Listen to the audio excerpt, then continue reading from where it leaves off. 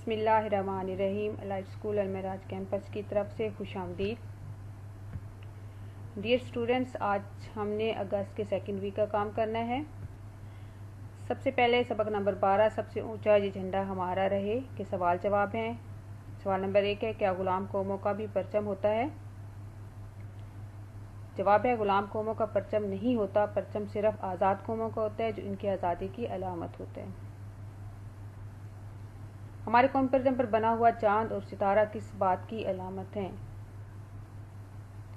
कौम परचम पर बना हिलाल हमारी तरक्की का राहबर है। जिस तरह हिलाल बढ़ते बढ़ते पूरा चांद बन जाता है, इसी तरह हमारा वतन भी तरक्की के रास्ते पर गामजन रहेगा। इस पर बना हुआ 5 कोनों वाला सितारा इस्लाम के 5 अरकान है। पाकिस्तान परचम का डिज़ाइन किसने तैयार किया? पाकिस्तान परचम का डिज़ाइन अमीरुद्दीन कुदवाई ने तैयार किया था। रहबर तरक्की व कमाल से क्या मुराद है? इसका मतलब है हमारे परचम पर बना पहली रात का चांद और 5 कोनों वाला सितारा हमारे मुल्क की तरक्की का राहबर है। आगे इसी सबक के MCQs हैं। पहला है, तालबात देखने गई। इनमें से 4 ऑप्शन है, हिरन मीनार, छांगा मांगा, वाघा की सरहद और मंगला डैम। इसमें ऑप्शन जी वाघा की सरहद सही ऑप्शन है। परचम पर सब्ज रंग होता है 1/4, 1/3, 2/3, 3/4। परचम पर सब्ज रंग होता है 3/4, मतलब 3 हिस्से सब्ज रंग होता है और 1 हिस्सा सफ़ेद। हिलाल डैश के चांद को कहते हैं? पहली रात के चांद को हिलाल कहते हैं। ऑप्शन अलिफ सही आएगा। रात के वक्त परचम से नहीं उतारा जाता। कहाँ से नहीं उतारा जाता? गवर्नर हाउस से, वज़ीर आला हाउस से, वज़ीर आज़म हाउस से या पार्लियामेंट हाउस से। ऑप्शन दाल पार्लियामेंट हाउस से सही ऑप्शन आएगा।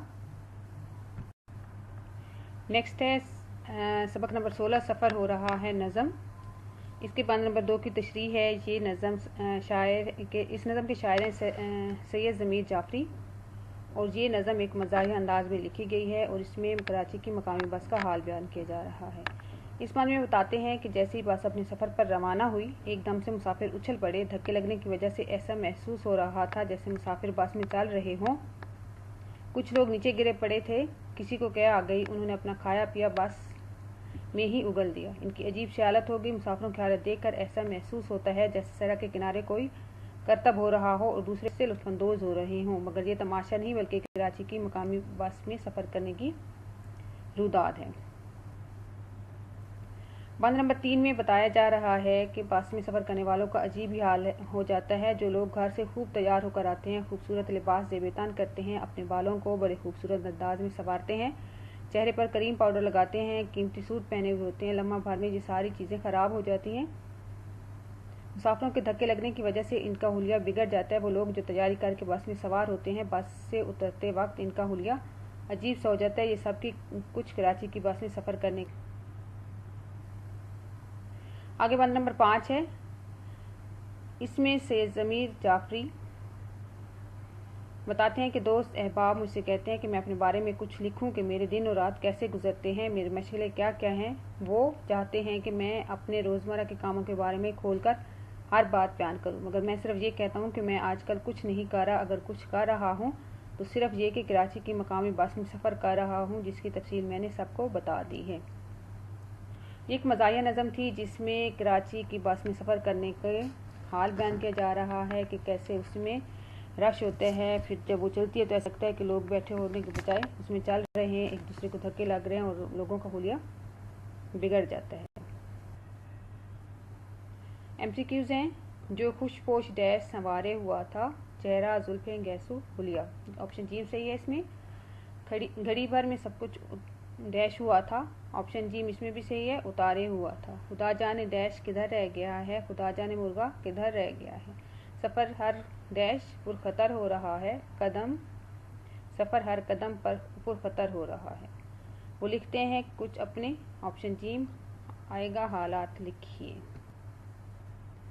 आगे सवाल नंबर 4 है, तलाज़मात लिखें। तलाज़मात होता है कि मतलब वो लाज़िम मलज़ूम चीज़ें जो किसी जगह या किसी नाम के साथ अटैच होती हैं। जैसे बस स्टॉप है, तो बस स्टॉप पे क्या क्या चीज़ें होती हैं, क्या चीज़ें उसके लिए ज़रूरी हैं, तभी हमें पता चलेगा कि बस स्टॉप है। तो बस स्टॉप में बस होगी, मुसाफिर होंगे, ड्राइवर होगा, कंडक्टर होगा और टिकट होगा। रेलवे स्टेशन के तलाज़मात क्या हैं? पटरी, रेलगाड़ी, मुसाफिर, ड्राइवर, टिकट घर, टिकट चेकर, کلی اور پلیٹ فارم۔ لائبریری کے تلازمات ہیں کتابیں، اخبار، الماری، کرسیاں اور اگلا ہم نے مضمون ہے ہمارا اور وہ ہے اتحاد۔ اس میں اتحاد کے معنی بتائے گئے ہیں کہ اتحاد متحد ہونے کو کہتے ہیں اور ایک مل کر رہنے کو کہتے ہیں، مقصد کے حصول کی کوشش کرنا بھی اتحاد ہے۔ انسان نے جب بھی ترقی کی ہے وہ اتفاق و اتحاد کی قوتوں سے حاصل کی ہے۔ اتحاد سے قوموں کی قسمت بدل جاتی ہے اور ملک آباد ہو جاتے ہیں۔ اتحاد کی بہت سی خاصیتیں ہیں۔ اینٹوں کو ترتیب اور یکجا کرنے سے مکان بن جاتا ہے۔ گھاس کو اکٹھا کر کے ہم رسی بنا لیتے ہیں جس کی مدد سے ہم ہاتھی جیسے طاقتور جانور کو بھی باندھ سکتے ہیں۔ پانی کے بے شمار قطرے مل کر دریا بناتے ہیں۔ ایک قطرے کی کوئی الگ قیمت نہیں ہے۔ اسی طرح فرد تنہا کوئی حیثیت نہیں رکھتا، لیکن جب وہ ایک ملت میں گم ہو جاتا ہے تو بڑی قوت بن جاتا ہے۔ شعر ہے فرد قائم ربط ملت سے ہے تنہا کچھ نہیں، موج ہے دریا میں اور بیرون دریا۔ اگلا پیراگراف ہے کہ اتحاد وہ طاقت ہے جو ختم نہیں ہوتی۔ اتحاد ہر جگہ ضروری ہے۔ گھر کے افراد اگر متحد نہ ہوں تو گھر خراب ہو جاتا ہے۔ خاندان میں اتفاق و اتحاد نہ ہو تو خاندان تباہ ہو جاتا ہے۔ ملک یا ریاست میں اتفاق نہ ہو تو امن و امان نہیں رہتا اور ہر طرف خطرہ پیدا ہو جاتا ہے۔ آج دنیا میں ہر طرف نفرت کی آگ بھڑک رہی ہے۔ ایک قوم دوسری قوم سے حسد کرتی ہے۔ خلوص اور اعتبار نہیں رہا، جس کی وجہ سے ہم عالم کو ہر جگہ خطرے کا سامنا ہے۔ ہمارا دین بھی ہمیں اتحاد کا درس دیتا ہے۔ قرآن مجید میں ارشاد ہے اور اللہ کی رسی کو مضبوطی سے پکڑے رکھو، تفرقے میں نہ پڑو۔ مطلب آپس میں لڑائی جھگڑے سے بچو، اس میں تفرقہ نہ کرو اور اللہ کے بتائے ہوئے احکامات پر۔